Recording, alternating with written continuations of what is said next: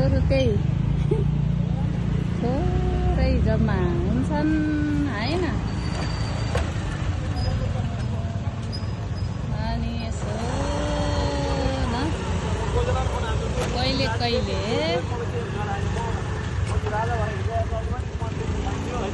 यसो यतातिर पनि घुम्नुपर्छ क्या साथीहरू। हजुरहरूलाई कस्तो लाग्छ देखाउँछु म। हजुरहरू अहिले भर्खर नआए पनि कहिलेकाहीँ आउनु सक्नुहुन्छ। देखाउनु त पर्यो नि होइन।